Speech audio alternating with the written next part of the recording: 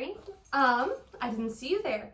I am Miss Coraline, and where to even start? I am from a little town called Atlantic City. It's out in the ocean, and your teacher, you know her, Miss Quiring, she actually came down into Atlantic City in the ocean, and she asked if I mind kind of telling you about the people and the animals down where I live, and then she's gonna go down there and talk about your land animals, so like your dogs or your cats or your, I don't know, what other animals do you have on land? The ones that fly in the air with the feathers you have. But, sorry, she's going to be down there teaching them about this. I'm going to be teaching you about my home. So in my home, I'm what you humans can kind of call a mermaid. That means that I have my fins. It's really warm down in the ocean water, so usually I just wear a top here, and I've been given toes. Usually I have fins, but bringing me to Earth has just, on land rather, I'm always on Earth, gave me toes. So I brought one of our most important books in the ocean, and it's called Under the Sea. I hope that you enjoy it. Under the Sea. Dolphins and whales. Now, these are some of my favorite friends underwater. Let me read a little bit about them to you. Dolphins and whales are similar animals that live in the ocean. They are mammals, not fish.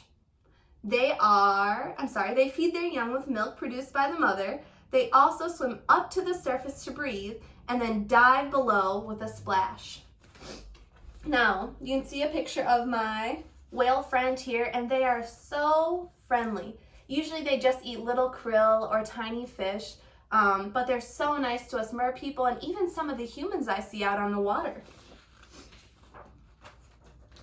Oh, the sea turtle, another one of my favorites. However, all these creatures are wonderful, so let me just tell you a little bit about them. A sea turtle can live for as long as 100 years. I think you Earth people made a film called Finding Nemo with some of these sea turtles in them. And in your film, I think Miss Quiring told me that the sea turtle was over 100 years old. That could be totally true. It usually spends its time paddling underwater in warm, shallow seas. Every few years, the mother turtle swims to a sandy beach. She crawls up on the shore and lays lots of eggs, which hatch into baby turtles. And then it says, it's a fact. Has Miss Quiring taught you about facts yet? Facts or opinions? Now remember, opinion, that's what you think or what I think. Maybe my opinion would be, my green hair is much lovelier than Miss Quiring's brown hair. This says fact though. We can prove that it's true. It says, as soon as baby turtles hatch, they climb out of their sandy hole and they crawl into the sea. It is an adventure. They have to come back home to me. Otherwise, they wouldn't survive. A shark. I have to stop us here. The sharks get such a bad rep here on land. People think they are so scary and awful, and sometimes they might accidentally try to nibble a human when they're actually going for a seal, but to us mer people and to most humans, they're super helpful. And if you see them, that means the water is healthy. So let me tell you some facts. A hungry shark swims silently through the water. It's hunting for its dinner. It can see, hear, and smell a meal from far away. A few kinds of shark, like the great white in the picture, are fierce, but most of them are pretty shy. Like I said, they get a bad rep. People think they're so scary, but they're pretty nice, pretty shy. And it tells us the skin of the shark is very rough. It's kind of like a rock, very, very hard. And then a shark pushes itself along by beating its tail from side to side. That's how mermaids swim too. But right now, I'm stuck with human feet. Ooh. Octopus. Octopus. Let's see. A slippery octopus spends the day asleep among the rocks at the bottom of the ocean. At night, it slithers out of its rocky den to look for tasty food to eat. Most of the time, an octopus crawls across the seafloor, but it also is an excellent swimmer. Do you notice its big eyes at the top? I've seen them use them a few times. Now, they usually use them to look for their prey. Remember, the prey is what the animal eats. We have another, it's a fact. An octopus escapes danger by squirting dark-colored ink. This hides the octopus when it slips away. Octopus are very smart. A ray. Some rays lie on the sandy seabed while others swim near the top of the ocean. In the big picture, you can see a manta ray. Its body flatly glides swiftly like a strange bird. That's the animal. You all have birds with the feathers that fly. The manta ray is kind of like the bird of the sea. It goes and it flaps its arms and it moves gracefully. Sometimes it flies right out of the water. I wonder, can your birds fly right into the water on land? And it's a fact, an electric ray has special way of catching its food and defending itself. It stuns the fish with electricity from its body, and then they can't move. Now, I usually try to stay away from those ones because I do not want to get electrified when I'm just swimming in the ocean trying to grocery shop for some kelp. The open ocean. Let me tell you just a little bit about my home. So there's plenty of room in the ocean for different animals. They all swim about looking for food to eat. What kind of animals can you see? Here I see we have some dolphins or maybe porpoises. We have our octopus, some little fish. We have our big whales, the manta ray, a sea turtle, even a shark, all living in the same water. Why don't they have a picture of me in there? I'm just as important as a mer person. The crab. This one I think you land people kind of know about. This animal goes on both land and water. So crabs can be as small as a pea or as big as a dinner plate. They scuttle quickly over the seabed and scurry across the shore. When a dangerous animal comes near, they burrow into the sand or they hide underneath a rock.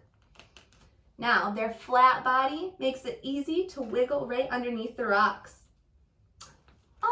Some of you might have heard we also have hermit crabs down there. They're real small and they have cute little shells. And I know some humans keep them as pets so they get to live on land in the water. And colorful fish. It always brightens up my morning when I open up my windows into the ocean and just see beautiful colored fish. Hundreds of colorful fish dart in and out of coral reefs. The water is warm and sunny and there's plenty to eat. There's also good places to hide from larger creatures that are looking for a meal. Most of them have these slimy scales that help them glide right through the water, almost as good as I can glide through the water. They have a thin body that helps them go into very narrow, that means thin, hiding places. That they do better than me. And the seahorse. Seahorses are fish that like to bob about gently in the seaweed. Seahorses they have hundreds of babies. Now, a mother seahorse gives her eggs to the father seahorse, and he keeps them safe in a special pouch in his belly. They also have these bony rings that protect them from hungry fish that are trying to snack on them. And a seahorse whose head looks like the head of a tiny horse sucks up food with its long snout and swallows it whole. Now, these next creatures I like to call unusual creatures. We don't see them every single day out in the ocean, but they're kind of unique. They're different. All kinds of unusual creatures cling to the bottom of the sea and they drift in the waves. Many of them do not look like animals at all. Each of these creatures has its own clever way of catching food and keeping out of danger. This is a sea anemone. It kind of looks like what do you call it on Earth? Not a plant. It has the petals and you have little bees that come to it for pollen. What's the word? Flower. It's kind of like a flower, but it's in the ocean. And instead of having a bee come to it, If any little animal comes to its tentacle, it'll eat them. This one down here, this one is a sea anemone as well.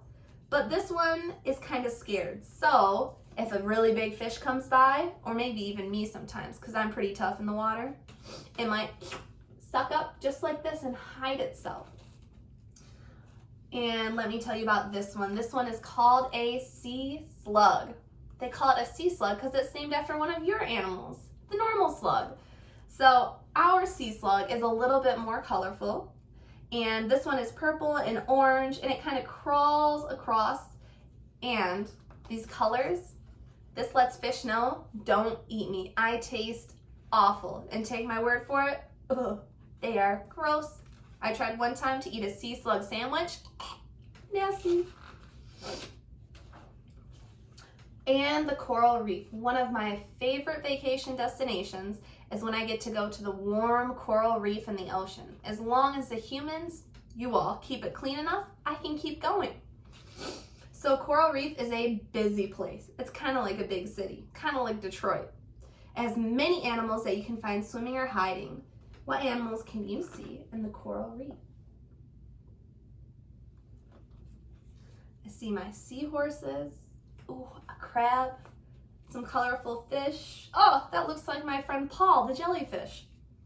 Some more fish. Oh, a sea star, another little crab, some anemones, and the slug, which I will not eat. All right, and our very last story. This is one of my favorite stories that I always tell my kids. Well, my kids are, the fish and octopus, other little mermaids and mermen, but that's okay. I'll still read it to you. It's called The Little Octopus Makes New Friends. The little octopus family had just moved into Cave Castle, and little octopus felt lonely and homesick. I don't like it here. I miss all of my friends, she sobbed. Mother Octopus gave her daughter a special octopus cuddle with a long, wiggly tentacle. I've been thinking, she said, we could have a party and invite the neighbors, all the children you can see, to make some new friends. And it won't just be an ordinary party, it'll be a costume party. Then they'll all want to come. You can show them your incredible juggling and magic disappearing tricks. Oh yes, piped the little octopus, starting to smile. That is a great idea. Now, I know it's a story, but if you would like to come to my party down here, I want you to think of what costume will you wear to my party under the sea for the little octopus. Maybe, I'm getting some good practice, maybe I'll dress up as a human. I wonder if humans usually have the green hair. Should I dye it? Is my outfit okay to be a human? Ah, help me. Now, the little octopus sat down to make party invitations.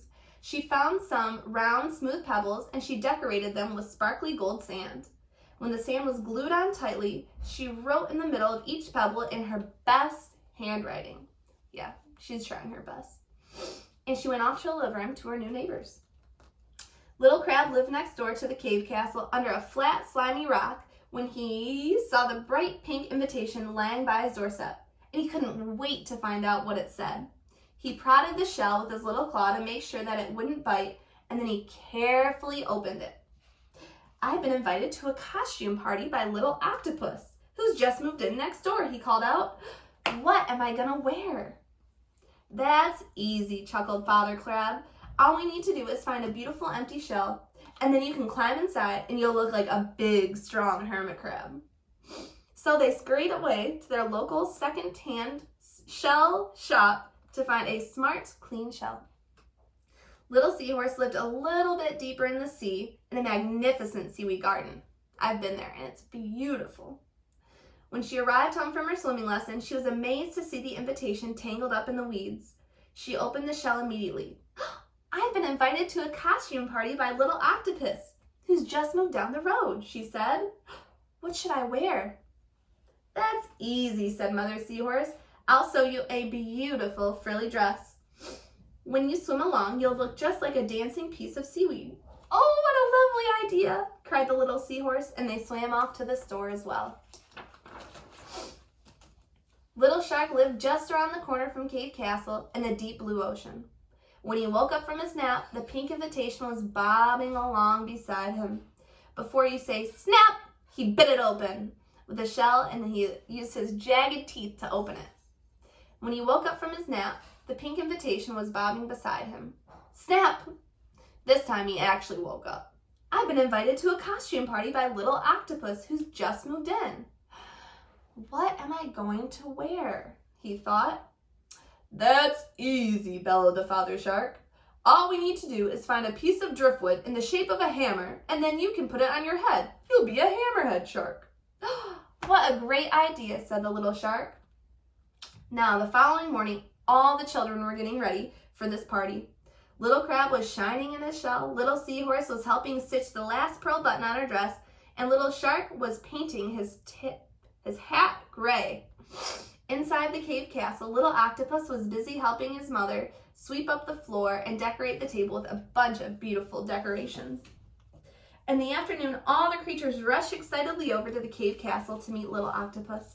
They had never been inside an octopus home before. He was waiting at the entrance of the cave, and she had a bright purple hat on to match the door. I'm so pleased you can make it, sang Little Octopus as all of her guests moved in. Do come in. The inside of the cave was more beautiful than any of them had imagined. There were red and orange starfish clinging to the back stone walls and glowing jellyfish lanterns floating near the ceiling. The table was piled high with seaweed salad, blue sea salt crisps, and multicolored coral cakes. Little Shark was on his best behavior and had to stop himself from eating all of the food in one mouthful. After they feasted, Little Octopus put on a special magic show. She made herself disappear in a cloud of black ink and reappear in a different part of the cage. Then she juggled 9 tiny painted pebbles. Everybody clapped loudly. They all wished they had 8 long tentacles too. When it was time to go home, the children thanked Little Octopus for the best party in the ocean. You must come and see us tomorrow in our favorite adventure playground. We'll play hide and seek, they all said. We'll wait for you in front of the big spotted rock.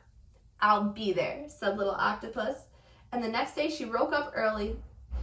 I know what I'll do, she smiled. If I hide in the playground before they arrive, then I can surprise them with my magic tricks. And so Little Octopus rushed to the playground, changed the color of her skin to match the spotted rock. They'll never see me now, she giggled.